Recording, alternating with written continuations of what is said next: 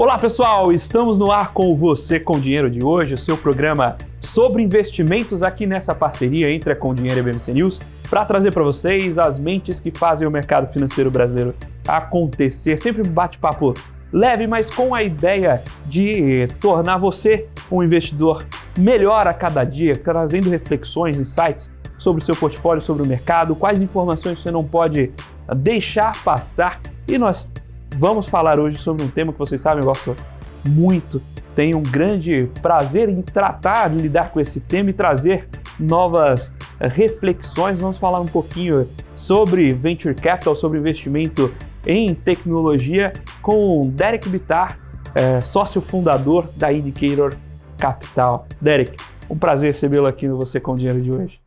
Prazer todo meu, Felipe. Uma grande honra estar aqui contigo, te conhecer um pouco melhor. Conteúdo maravilhoso que você está trazendo aí para além da Faria Lima, né?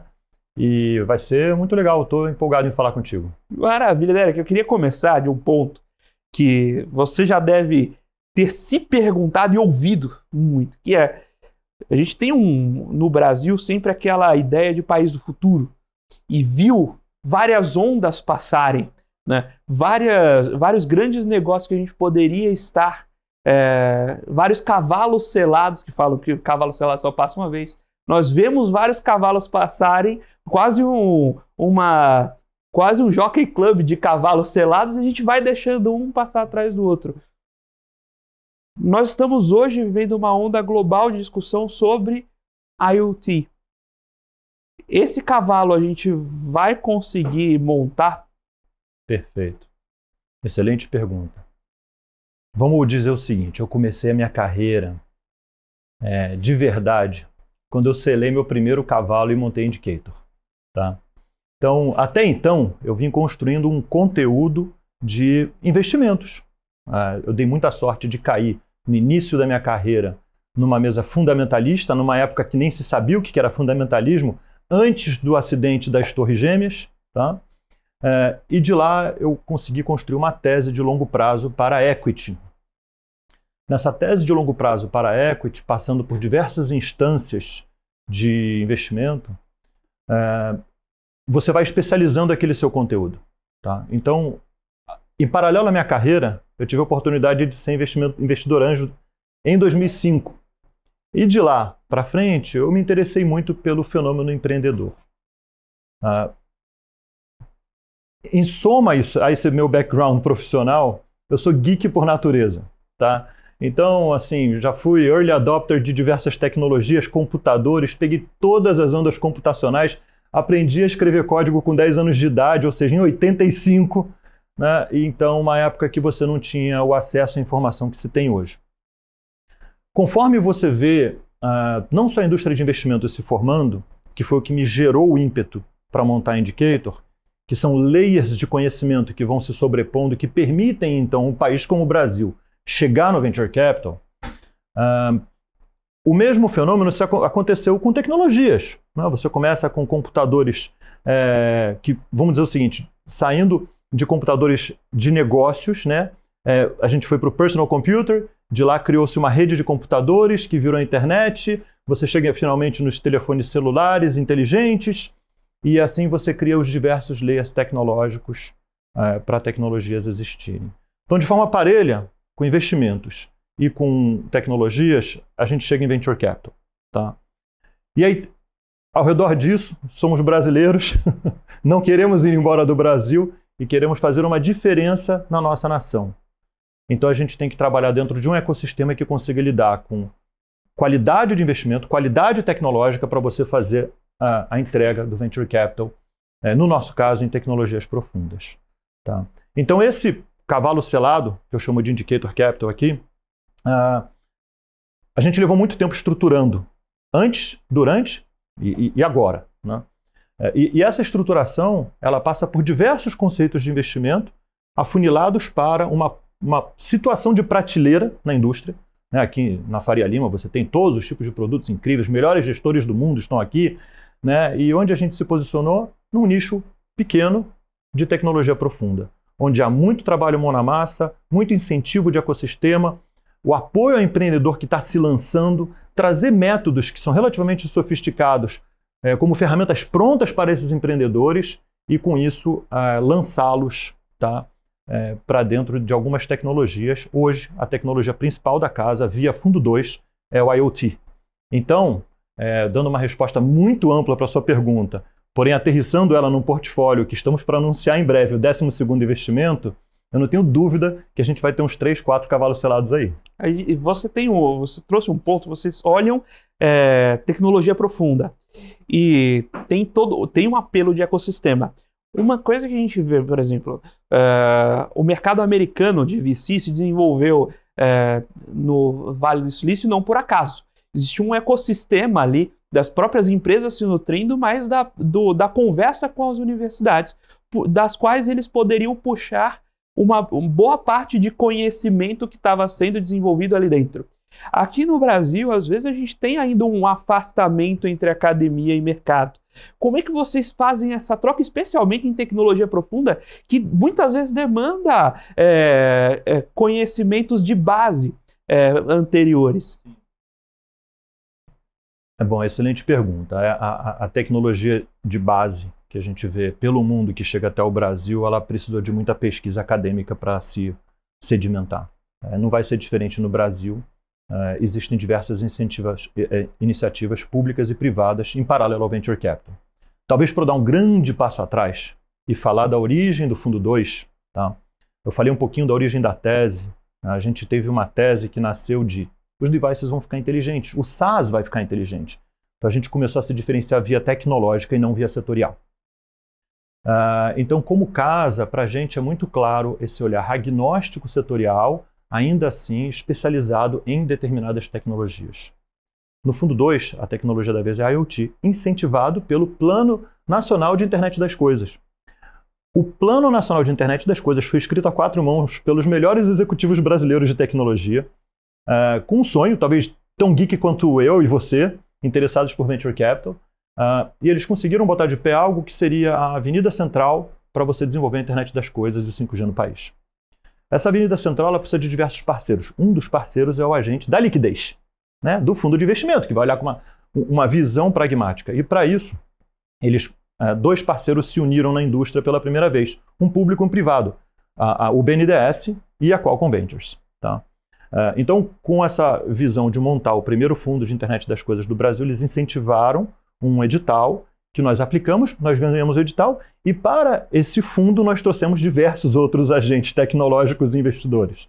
Tá? Entre eles a Multilaser, a Lenovo, Motorola, Banco do Brasil, Telefônica, FAPESP, Sebrae São Paulo, AG Rio. Então, como já falei aqui, todas as qualidades de agentes. Em que sentido?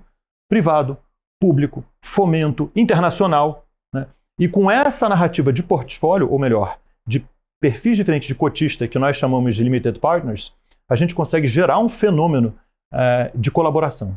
Então, os meus investimentos tendem a virar POCs e pilotos dentro dessas empresas que são minhas investidas, e eu vou além dessa fronteira, próximo ao ambiente acadêmico, e nós nos relacionamos com essas instituições as mais diversas para não só buscar talento, ajudar talento com conceitos, como eventualmente transformar aquilo em cheque e poder reverter para dentro da área de pesquisa para criar essa narrativa de desenvolvimento tecnológico. Tá? Então, assim, uma consequência do nosso portfólio, que já está em mais de 100 milhões de reais deployed, tá, do Fundo 2, 10%, ou melhor, em adição aos 100 milhões de reais que a gente investiu nas startups, elas levantaram 10 milhões de reais de incentivo, de capital incentivado nacional.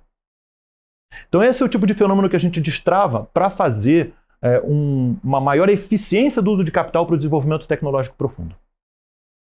E por que tem essas empresas entrando e apoiando esse ecossistema, mas pensando num game competitivo de geração de tecnologia, qual a vantagem de uma empresa early stage, de uma startup, em desenvolver e criar essas novas tecnologias, quando comparada com uma grande indústria que está capitalizada? No fundo, a gente está bebendo desse bolso também. Por que ela, com esse recurso, não vai ao mercado e desenvolve as próprias tecnologias. Onde é que está a vantagem aqui do jet ski no cruzeiro? Acho que uma resposta muito curta é o abraço de Golias, né? Então, o Goliath, né? Você vai procurar uma corporação muito grande, ou ela vai procurar desenvolver um departamento tecnológico. Se isso não for uma especialidade dessa companhia, ela tende a prejudicar aquela liberdade de criar de um pequeno negócio. Agora, vamos lá. Existem companhias que são especializadas em produzir borracha. Tá? Vou ser bem aleatório aqui. Como que eu chego da borracha na tecnologia? Como a Kodak iria de uma indústria química para uma indústria digital? Né? Então, essa transição, para você encontrar os incentivos, ela não é fácil. Existe um survivorship bias, e gestores que são a sua audiência adoram esse tema, onde e eu não tenho essa estatística, para a existência de uma Intel Capital, de uma Qualcomm Ventures, de uma Citi Ventures, qual foi a mortalidade de outros CVCs para que isso acontecesse? Ela não foi pequena. Tem alguns estudos que trabalham esse contexto. Aqui no Brasil, a gente está numa curva um pouco mais cedo. Então, nós veremos algumas iniciativas de CVC que não vão conseguir dar a perenidade do capital necessário para incentivar aquele ecossistema tecnológico interno. Tá? E com essa visão do capital, a gente montou a Indicator para poder, de certa forma, prestar esse serviço às instituições. Tá? Então, as instituições que investem na gente recebem em troca não só o retorno de capital potencial, como também o relacionamento com a startup de um agente independente voltado para fazer aquele pequeno business dar certo. Ela, naturalmente, você comentou desse paralelo como se fosse um CVC externo. E elas conseguem acessar e fazer trocas, essas empresas investidoras conseguem acessar essas tecnologias e fazer trocas, tanto cedendo a tecnologia dela para o desenvolvimento da companhia, quanto aprender um pouco com a tecnologia desse ecossistema, que era uma das premissas fundamentais do CVC também. Vamos colocar da seguinte forma. Apesar do anseio para você fazer investimentos, entram paradigmas completamente distintos do mundo corporativo. Tá? Então você encontrou um grande gestor, um grande hedge fund, uma excelente gestora de hedge fund. Mas o principal gestor saiu, você não vai querer que seu capital permaneça naquela gestora. Qual que é a vida média de um grande executivo numa companhia? 8 anos. Então você monta uma área onde você tem um CFO, você tem uma pessoa de P&D, aquela área muda completamente em 8 a 10 anos e o capital que estava sendo utilizado para o desenvolvimento daquelas tecnologias. Então a minha brincadeira fala com o Indicator daqui a 10 anos, você vai ver os 3 fundadores só mais velhos ali e um time maior e mais robusto. Né? Mas vai continuar sendo a mesma liderança para dar essa continuidade do capital, que faz com que, quando a gente traz isso para dentro do mundo corporativo como um parceiro, e não uma coisa individualizada, a gente faz isso na forma de portfólio, ou seja, diversos cotistas investindo na gente, a gente consegue trazer uma isenção sem aquele ambição estratégica, né, de desenvolver a startup para caber um determinado propósito daquela corporação. Então a gente desenvolve a startup para ser poderosa. Uma vez que ela é poderosa, ela é um excelente investimento para a corporação e, potencialmente, por ter começado cedo, um excelente parceiro de negócio. Sobre a seleção dessas startups investidas, quando a gente retoma lá para o private equity original, né, eram empresas rodando, que tinham N ineficiências de estrutura de capital, de gestão, etc. e tal, e você dava um empurrãozinho dentro do acesso ao mercado de capitais, alavancagem, etc. e tal, para tocar aquele fluxo de caixa. Quando a gente investe em VC, muitas vezes a empresa é demandante de caixa no começo. Então, aquele termômetro que você vem de uma escola fundamentalista, o termômetro que a gente tem se a empresa é boa ou ruim é se ela gera caixa ou não. Mas quando a empresa está no early stage, espera-se que ela não gere caixa. Então, dado que esse termômetro vem quebrado, quais são os instrumentos de bordo que você pode usar para selecionar as companhias que vão passar pela quebrante da curva J? Perfeito, perfeito. Olha, tentar ser objetivo na resposta, uma resposta super ampla, tá? Quer dizer, uma pergunta muito ampla, porém uma resposta na tentativa aqui de aterrissar, a gente olha muito startup para realizar investimento. Em se olhando muito startup para se realizar investimento, a gente fala com muitos fundadores e fundadoras. Tá? Existe um aspecto de portfólio, de ter uma qualidade ampla de fundadores no nosso portfólio. Mas existe uma qualidade de fundador que eu acho que é bem distinta da Indicator. Essa qualidade se a gente puder categorizar 2 tipos de founder, tem o founder que sabe levantar capital e tem o founder que sabe gerir caixa. Tá? E não são habilidades necessariamente concomitantes, porque a facilidade de acesso de capital, quando você é comercialmente muito habilidoso para vender a sua história, ela te traz determinadas preguiças. Essas preguiças aquele founder ou aquela founder pele grossa, sabe? Então a gente tem uma tendência a investir em founders pele grossa, tá? Então, inevitavelmente, você compra os fundadores. Acho que o fator grande determinante de um investimento de venture capital é a qualidade interpessoal, emocional, é muito subjetivo de um fundador ou uma fundadora. Agora, tem um outro aspecto, né? Geek que sou, eu gosto de algumas tecnologias. E eu montei a Indicator para me divertir com as tecnologias que eu gosto. Tá? Pouca gente sabe disso. Eu comecei engenharia no começo da minha carreira na Suíça. E eu larguei a engenharia, voltei e me formei na PUC do Rio de Janeiro em economia. Por que eu fui para a Suíça? Para estudar robótica. Só que agora, eu sou líder nacional para potencialmente investir em robótica. Então, de certa forma, a vida escreveu de uma forma muito interessante, mas eu cheguei onde eu gostaria. Então, quando a gente faz essa busca por oportunidades, a gente também estuda teses muito distintas. Quando você tem esse matching daquele perfil de founder extraordinário com a tecnologia perfeita, aí é maravilhoso.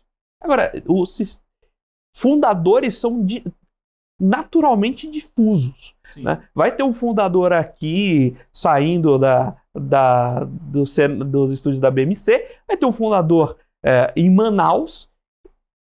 E é difícil traçar uma linha, fazer um caminho que encontre essas várias empresas nascentes. Né? É diferente, depois que as gestoras são gestoras, geralmente elas estão na Faria Lima. Né? Então, é mais, se você precisasse encontrar um gestor, provavelmente você subiria e desceria a avenida até encontrar com ele. Mas encontrar esses founders não é geograficamente tão simples. Não. Como é que vocês montam, como é que vocês encontram esse buffer de empreendedores? Você me comentou um pouco como você seleciona os casos que chegam até você, mas como você monta aquele pacote de possíveis cases investíveis? A sua audiência que me perdoe. Eu fiz 13 anos de investimento de longo prazo em ações. Meus colegas de mercado continuam sendo meus colegas. Um ou outro foi, inclusive, padrinho de casamento meu. Mas fazer Petri Vale é muito chato. Tá? Quero deixar isso bem claro. Eu chamava de Groundhog Day, daquele filme do Bill Murray, acordar todo dia e ter que olhar Petri Vale. Eu era especialista de Petri Vale. E ter um impacto gigantesco no seu alfa, né? Isso é bastante boring. Tá? Agora, você saber que o seu founder, potencialmente estrela, tá? Porque todos são estrelas no nosso portfólio, tá? Que fique claro.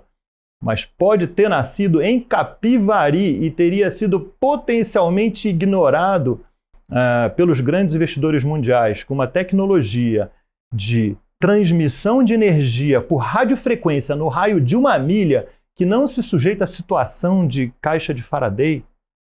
Isso é maravilhoso, que é um dos nossos casos aí, BBX. Então, como a gente encontra esse sourcing? Ele passa principalmente por relacionamento. Né? Então, tá próximo do ecossistema, dos núcleos acadêmicos, as pessoas saberem da Indicator, mas tem uma componente muito importante, muito mais importante do que marketing. Tese.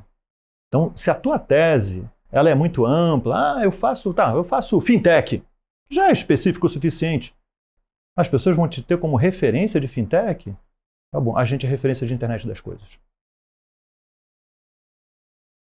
E sendo referência, muitos desses casos chegam até vocês. Sem dúvida.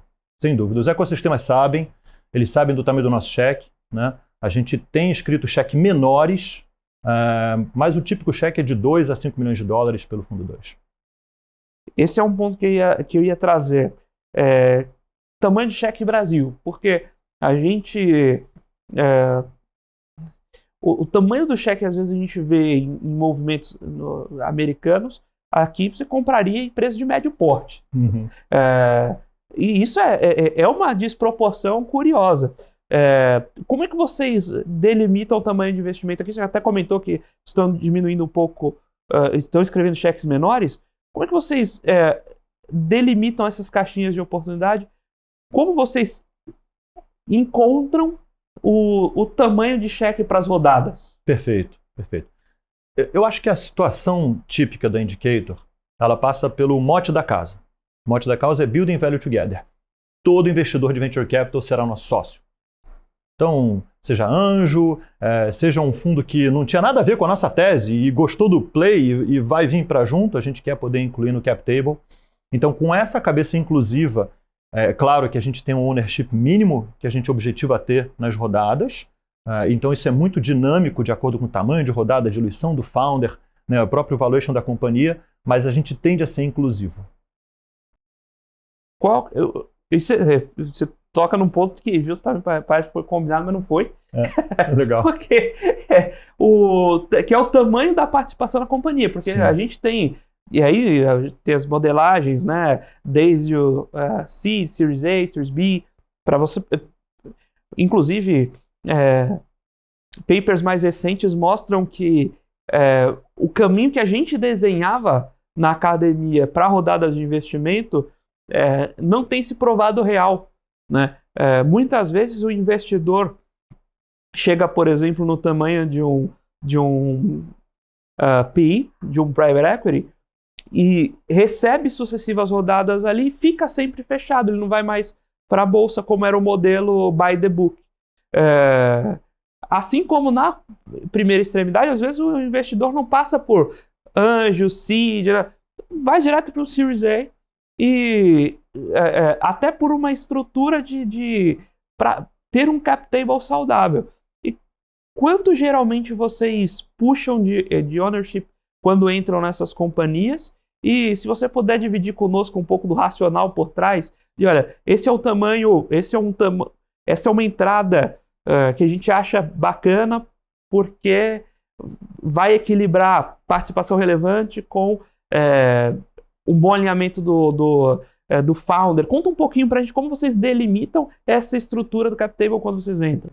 Perfeito. Então, o range é de 15% a 25% para a série A. Esse é o sweet spot da Indicator. Tá?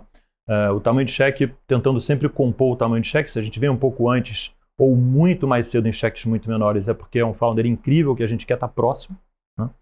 Então, a gente tem essa licença poética, vamos dizer assim. Agora, o porquê do 15 a 25? Né? Abaixo de 15, é muito difícil de eu justificar o meu trabalho. No final das contas, a gente tem uma taxa de administração que remunera o nosso dia a dia, paga o aluguel do escritório, o time, né? Mas a gente conta com uma taxa de performance lá na frente, que não é uma taxa anual, é uma taxa que começa a acontecer no 8º ano, tipicamente. E para chegar até lá, eu preciso conseguir manter um ownership da startup. Então, nessa situação de mais longo prazo, esse ownership mínimo de 15 realmente é um threshold inferior bem baixo até. E o máximo de 25 é porque a gente tem a cabeça de investidor minoritário. Tá? Então, se chega a situação que a gente bate, como já é o caso dentro do portfólio, a 25% de ownership de uma startup, a gente só pratica o follow-on enquanto a gente tiver dry powder para colocar. E você falou do follow-on, nessa mesma linha, a gente tem empresas que eventualmente são demandadoras de caixa na sua fase inicial. Geralmente os cheques entram no começo e aí vocês vão acompanhando naturalmente o consumo desse caixa pela companhia. Vocês vão faseando a liberação desse investimento. É comum que vocês lancem follow-ons e aumentem a participação ao longo do tempo se a startup se demonstrou demandar caixa em algum momento. E sobretudo, a gente não deixa de estar falando de Brasil. Se hoje a gente fala de taxa de 5% ao ano de juros nos Estados Unidos, 5% ao ano para a gente aqui é risada de orelha a orelha, né? Nem a poupança que a gente faz piada dá 5% ao ano. Imagina, a gente naturalmente cria um mercado de capitais que demanda você colocar o narizinho para fora rápido. E como é que e tem sido essa conversa com as companhias para começar a transformar a companhia em geradora de caixa e isso deixar de ser uma dor? Acho que tem duas situações, tá? Tipicamente. A primeira situação é o famoso plano B. As coisas não foram bem, precisamos apertar alguns parafusos, né? E a gente está acostumado com esse tipo de situação, a gente já tem um roadmap de atuação para a situação crítica. Então, para a gente, a startup parar de crescer, para ajustar a caixa, estabilizar, para voltar a crescer, faz parte do nosso plano, tá? O ideal é quando isso acontece e a gente ainda tem espaço para botar mais capital, tá? A outra situação é a startup que vai muito bem, ela consegue levantar a caixa muito bem, né? E ela cresce até onde ela deseja crescer, mas a gente traz para eles também os conceitos de gestão de caixa. Tá? Acho que assim, a grosso modo, essas são as duas principais situações para um bom fundador ou fundadora aterrissar a máquina. Quando a gente vai para o private equity, essa empresa precisa estar redonda para ser interessante. Agora, você perguntou um pouco de fasear o capital ao longo da vida do investimento, né? Eu acho que é super saudável, não só para o founder, mas para a gente. É aquele bem bolado, sabe assim? Para que eu vou te botar $3 milhões upfront se a gente pode botar isso em 18 meses, sabe? É bom para o fundo. O capital não sai todo de uma vez, então você vai fazendo um pouco de waterfall mesmo, de saída do capital.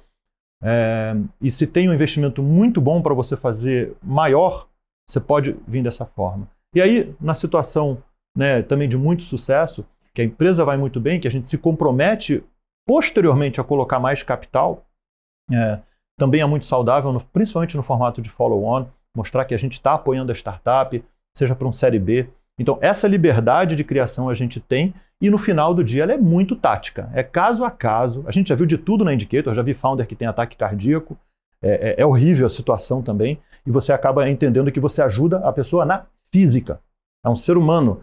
E essa é a parceria, não é só um terminalzinho de Bloomberg ali passando ordem de compra e venda, entendeu? Você de fato, para quem já trabalhou em companhias menores, tem a estrutura jurídica, né? Que é a diferença de limitada e SA. A empresa limitada é uma sociedade de pessoas, sim, não uma sociedade em torno da empresa. E isso é a realidade de qualquer empresa de menor porte mesmo. Você não vai... O sócio não pode levantar a mão e vender a posição para outro e tudo bem. São skills necessários, histórias complementares. Se uma pecinha não pode simplesmente sair. Então, de fato, é um jogo de pessoas. Muito mais do que quando a corporation já está rodando e já tem seus processos e autonomias padrão, né? Cara, mas essa é a parte bonita do negócio. Exato. Entendeu? Porque é ali, né? Assim, é na virada do caixa, é no dia a dia comercial, é botar o cliente para dentro. Então você acaba vibrando uns milestones que você precisa saber a sua distância da companhia, né? Porque investidor tem que ter uma distância. Pior investidor de venture capital da nossa filosofia, da nossa ótica, é aquele que mergulha demais na companhia, interfere demais. Então a gente tem que sempre saber até onde vai a nossa atuação. Maravilha, estamos batendo esse papo com Derek Bittar, sócio fundador da Indicator Capital, falando um pouco sobre Venture Capital no Brasil, um pouco sobre as tecnologias investidas pelos fundos, então falando um pouquinho de IoT, sobre como está sendo criado esse ecossistema aqui no Brasil, sempre cumprindo a missão aqui do programa de trazer para vocês essas novas formas de pensar, esses insights que são relevantes a você e ao seu portfólio. Agora nós vamos para um breve intervalo e daqui a pouquinho a gente está de volta com o segundo bloco do Você com Dinheiro de hoje.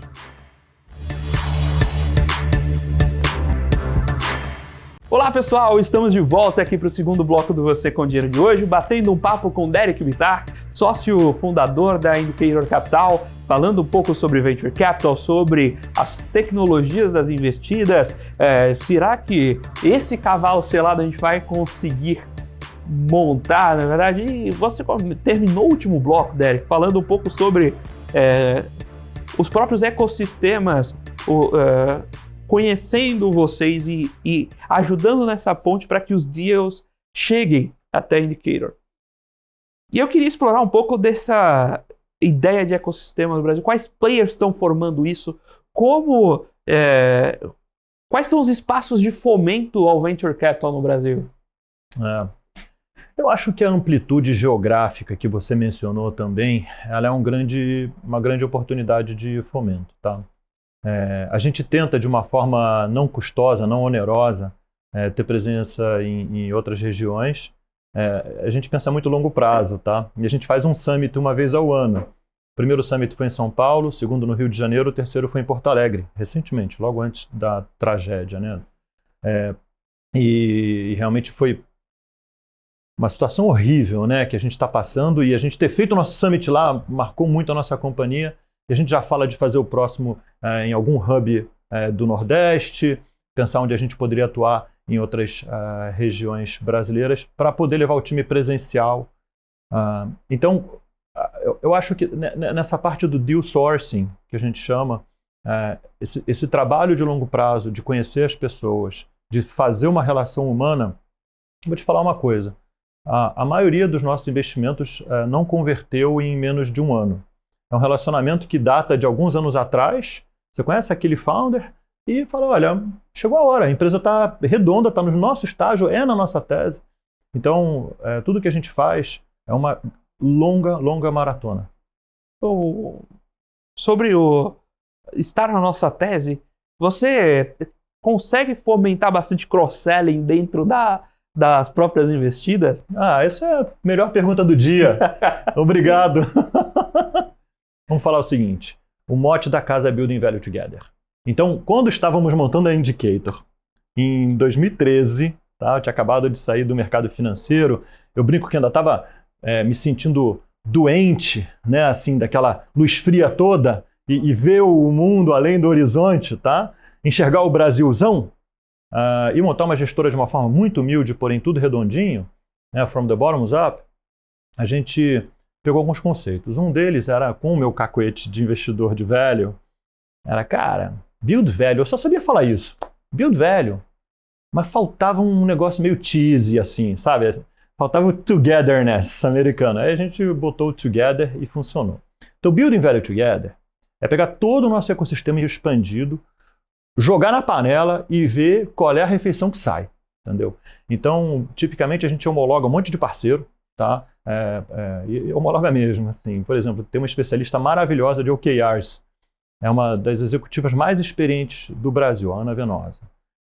Não tem ninguém melhor do que ela para te ajudar a direcionar o OKR. Então, tem alguns founders que chegam e falam assim, não, mas eu sou especialista de OKR, Scrum Master, um monte de palavra de livro, né, bonita. Eu falo, fala com a Ana Venosa. O cara volta. Ela é maravilhosa. Sim, então a gente traz uma rede de especialistas, a gente traz as corporações para perto. Então, não investidores nossos estão no nosso Discord. Tá? A gente roda tudo isso em Discord. Discord é um Slack on steroids para gamer, né? Programável. Como eu falei, eu sou mega geek, tá? Então, bot dentro rodando, botando a comunidade para interagir. E entre as startups, quando há oportunidade de fazer, seja compartilhar conteúdo ou fazer um cross-selling, a gente faz. Então, a gente tem startups que já estão colaborando com produtos rodando no mercado, sim. E você comentou que, naturalmente, você recebe parte dos investimentos vem das próprias companhias. Mas quem mais compõe o passivo dos fundos de vocês? Quem está investindo nesses fundos? Qual o perfil do investidor? Como vocês encontram esses investidores? É o investidor que já era anjo, então ele já gosta desse ecossistema e vem para conversar com vocês? Vocês captam com institucionais também? De onde vêm esses bolsos aqui no Brasil? Olha, meus potenciais clientes, né, futuros clientes que me perdoem, Nós não estamos em captação, tá? Que fique muito claro, a gente está em deployment. É o melhor momento do Venture Capital, Sem né? dúvida. Você tem capital... É o melhor momento para todo gestor, né? É. Eu sempre brinco, obviamente os gestores não falam, nem todos falam isso aqui, mas eu acho que o sonho de todo gestor de fundo líquido já é ser um fundo fechado. Porque aí você só tem o esforço de captação uma vez. Imagina para VC que você está lá querendo ir para jogo e ver as empresas e fazer o exercício contínuo de captação. Um negócio que não é a parte mais legal do jogo, né? Sim. E aí, respondendo a sua pergunta, né, por isso que eu já fiz o disclaimer e pedi desculpas, a gente não tem pessoa física. Tá? Assim, no fundo 2. Fundo 1 foi super friends and family, também somos extremamente gratos àqueles investidores, mas a gente foi numa tese, que é uma tese altamente sinérgica para corporações e para investidores sofisticados. A gente tem a honra de dizer que a gente tem 2 dos investidores mais antigos do Brasil, né, BNDES e Banco do Brasil.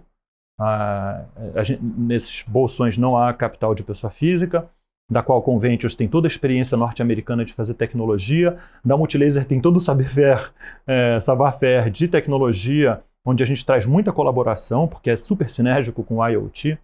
Então, assim, hoje, na história da casa, eu falo, tem gente que procura um LP, né, assim, desesperadamente, como é que faz para chegar? E tem esse ovo a galinha. Você tem a tese e você tem o que o LP precisa. Você tem que conseguir encontrar isso. Tá? Acho que essa é a grande mágica dos gestores. Vamos dizer que a gente deu uma sorte calculada muito grande. A gente fez esse encontro bem e a gente espera fazer isso para um próximo produto. A nossa tese, ela não para aqui. Ela é uma tese que vai evoluir muito ao longo dos próximos anos. Acho que uma narrativa importante de trazer aqui para o seu canal, que é a grande visão da casa. Né? Você fala assim, cara, mas o que é a grande visão tecnológica? Começar a falar menos de IoT. Sabe por quê? Eu sentei com alguns americanos super high level de VC e falaram, mas IoT é chato, né? Falaram assim para mim, eu falei, mas o que você está pensando de IoT? Aí ele falou, ambiente conectado. Eu falei, não, eu estou falando de fábrica conectada, eu estou falando de campo conectado, eu estou falando de cidades inteligentes, eu estou falando de saúde conectada. Então você está falando de infraestrutura conectada. A gente volta para dentro de casa, rediscute muito a nossa tese e fala assim, infraestrutura conectada, mas ela é inteligente, né? Então hoje, o momento que a gente está é do Smart and Connected Infrastructure. Tá? Aqui no Brasil isso é um bolsão maravilhoso de empreendedores. Foi um empreendedor que foi desprezado pela principal fatia do capital nacional. Foi todo mundo para o B2C. Mas desculpa te falar, o grande dinheiro não está só no B2C, está também no B2B. Mas tem o device é caro, como é que faz o sourcing? Eu sou especialista nisso. Agora eu vou te dar um tease aqui. E assim, para falar um pouco de modelo CAPM, né, que você falou de fluxo de caixa e tal. Então a gente vai falar de beta e alfa. Eu sou puro alfa, tá? Mas tem um beta que o brasileiro quer explorar. Ele não vai conseguir explorar. Porque quem vai explorar é Google, é Amazon ou GAFA, né? Quem vai explorar são os big players, que é a AI. Pensa no AI para as próximas décadas como um grande powerhouse de conectividade. E por quê? Muitas pessoas definiram a AI como um grande monstro. E esse monstro ele tem muita fome. Ele tem fome de quê? Tem fome de dados. E como que você coleta dados? Seres humanos fazendo cliques and swipes? Né? É a brincadeira do bico de pato, que é uma consequência do algoritmo que faz com que você seja mais visualizado se você tem uma cara num determinado shape. Tá? O AI vai fazer isso agora com chão de fábrica. Então, para você competir em margem, você vai ter que conectar sua fábrica. Você não vai ter essa opção. E quem vai estar conectando a sua fábrica é o meu portfólio. Então, se você quer beta AI no Brasil, é o modelo CAPM aplicado para Indicator. Tá? E me conta um pouco de como começou essa aventura. Vocês são 3 sócios lá na Indicator, né? E você comentou de ter vindo de mercado de capitais, olhando alfa, olhando value investing. E de onde veio esse salto? Falar, não, agora vamos olhar a economia real, vamos sair de Petro e Vale aqui e ver onde dá para gerar valor de verdade. Sim. Eu acho que tem muita coisa na nossa vida que acontece porque tem que ser. Tá? E a gente precisa aceitar o destino. E o meu irmão e eu, a gente descobriu que além de ser excelentes irmãos, a gente era potencialmente excelentes sócios. A gente participava de mesas de negociação por causa do negócio familiar e via que a gente era muito complementar. E a partir daí eu descobri que, além de tudo, nós temos horóscopos complementares. Ele é geminiano, eu sou sagitariano. E aí a gente falou com neurolinguistas e começamos a entender o porquê dos dois serem tão diferentes. Tá? Então eu sou o clássico gestor de fundos. E ele é o clássico sell-side. Tá? Então o buy sell-side assim perfeito. Foi sempre essa dinâmica dentro de casa, porque moramos juntos aqui em São Paulo. Mas faltava um terceiro louco. Né? Porque a gente nunca achou que a gente teria argumentação de falar, a gente é irmão, mas a gente é sério pra caramba. Ah, não, vocês são dois irmãos, né? Então, nessa história vem o nosso terceiro irmão, que é um dos executivos mais experientes em Venture Capital do Brasil, o Fábio de Paula. E se ele assistiu o podcast até aqui, ele tá chateado comigo, porque eu não falei da nossa estratégia cross-border. Ele mora na Califórnia. Então ele teve incubadora em 99, foi da Intel Capital a carreira inteira, e Intel Corporation. É uma das pessoas que mais entende de investimento no Brasil. Escreveu os primeiros cheques institucionais da indústria, tá? Desde 2004. Então, grandes histórias passaram pela mesa dele.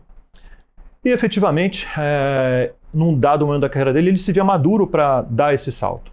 Então, ele tinha servido já como advisor dentro do Fundo 1. Tá? Ele ainda não estava na Indicator full-time.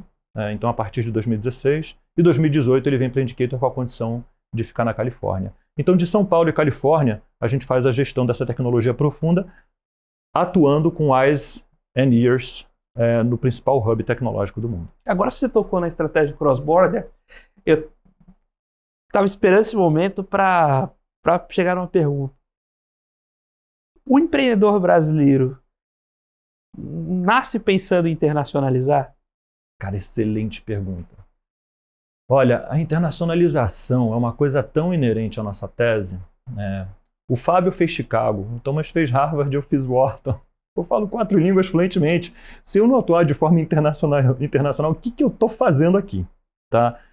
Então, com essa visão de mundo, a gente tem aquela fome com a vontade de comer, né? Assim, mas os empreendedores que chegam para a gente, eles sabem que tem um potencial de internacionalização legal. O brasileiro, ele tem um aspecto cultural extraordinário para internacionalizar. Em geral, o que falta é ferramenta. E vamos entender capital como ferramenta também. Então, se você consegue ensinar essas equipes a fazerem a narrativa que as permite ir para fora, isso é uma beleza. E a gente já tem mais da metade do Fundo 2 internacionalizado, todos eles com um filial fora. A gente sempre fala sobre as dificuldades de um estrangeiro entrar nos mercados brasileiros pelas particularidades dos mercados. Mas a mesma coisa acontece às avessas, né? Se a gente se acostuma demais com nossas particularidades, quantas grandes companhias brasileiras não se forjaram nas particularidades brasileiras? Mesmo tecnologia, a TOTUS criou muitos sistemas paralelos globais porque tinha especificações brasileiras. Então, é super bacana, e pensando quais são as quebras de condições que a gente precisa fornecer para que esse empreendedor consiga se expandir globalmente também.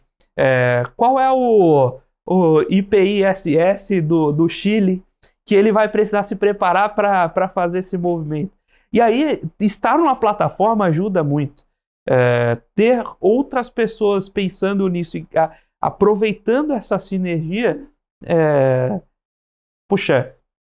é uma alavanca fundamental, que é um pouco do Venture Capital como criador de valor que você traz aí com o Build Value Together, que eu acho que a gente perdeu um pouco globalmente nos juros baixos.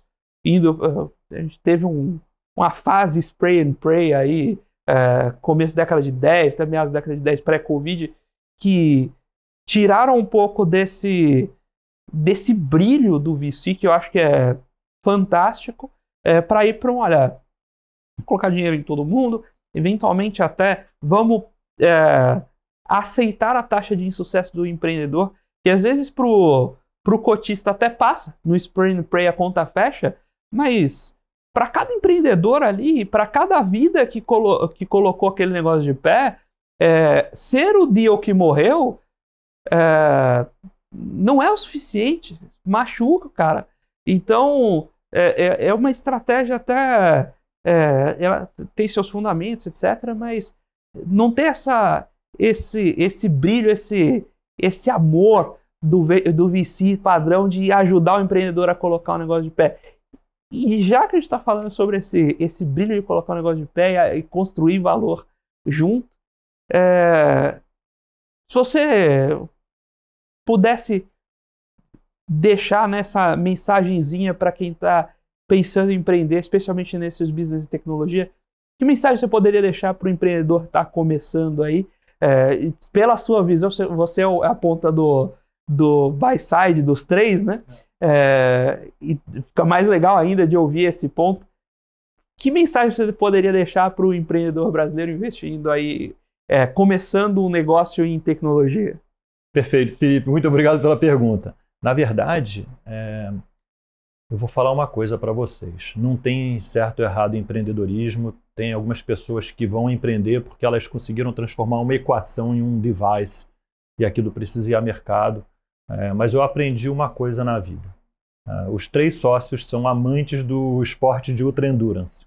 Eu estou um pouquinho acima do peso porque eu virei pai e é uma maravilha ser pai. É a coisa mais incrível da vida. Acho que o maior empreendimento nosso é fazer uma criança, botar uma criança nesse mundo.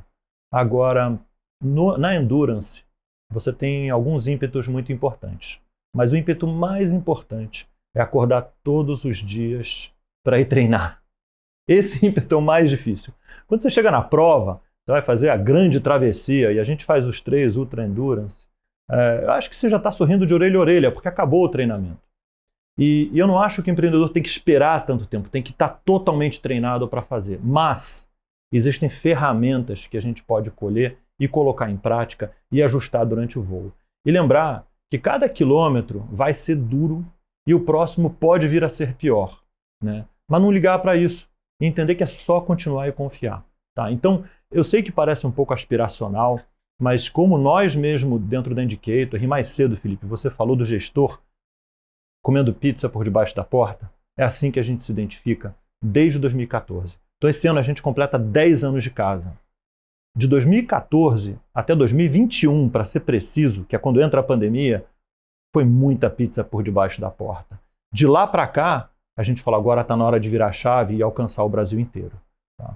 Mas então, com isso, é assim, é a disciplina do dia a dia, fazer essa entrega com a confiança em Deus, que você vai vencer mesmo os maiores obstáculos. Queria, sobretudo, agradecer imensamente seu tempo aqui, a gente conseguir levar essa troca e trazer essas provocações sobre VC aqui no Brasil para a audiência. É muito valioso. Acho que eu espero que o pessoal de casa também tenha sentido isso, de poder aprender sobre esse mercado com quem está fazendo, porque é um mercado muito encantador, ao mesmo tempo que é ainda bastante seleto aqui no Brasil. Então, são poucas oportunidades que a gente tem de ver essa estrutura por dentro da forma como você trouxe. E eu queria te deixar também o convite de compartilhar com o público os canais da Indicator, até para que o pessoal comece a conhecer as companhias investidas, veja lá as próximas soluções, já vá se preparando para deixar o celular carregando no bolso daqui a pouquinho. Exato. Não, vai ser um prazer conectar com todo mundo que assistiu a gente até aqui, principalmente. E meus canais são fáceis de achar. Meu nome é Derek, D-E-R-E-K. Então, Derek Bittar só tem um mesmo, tá? Então, Derek Bittar, principalmente no LinkedIn, é onde eu sou mais atuante. A Indicator também, bem presente no LinkedIn, Indicator Capital. O nosso site indicatorcapital.com, lá você acha imperativamente tudo, nossas empresas, portfólio, o time completo. Eu que cuido do nosso site, então às vezes não reparem uns bugzinhos, mas a gente tem esse perfil bem independente de fazer as coisas. Maravilha, Derek. Muito obrigado mais uma vez pela participação, pela parceria. Muito obrigado, naturalmente, à Indicator Capital por ceder aqui a participação do Derek para esse bate-papo. E muito obrigado a você, telespectador aqui da BMC News, investidor e profissional de mercado, pela sua companhia, pela sua audiência.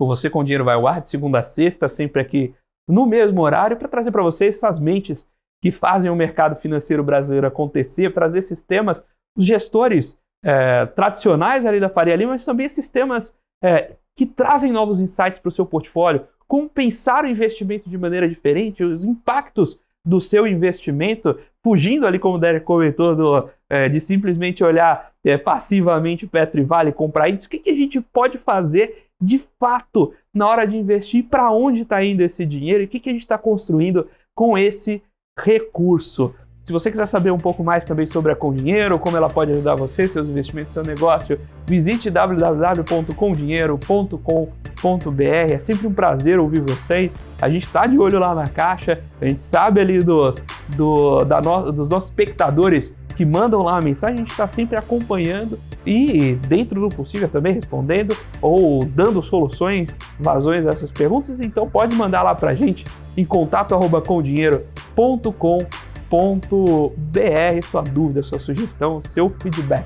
O Você com Dinheiro de hoje vai ficando por aqui. Muito obrigado pela sua companhia, pela sua audiência e até a próxima.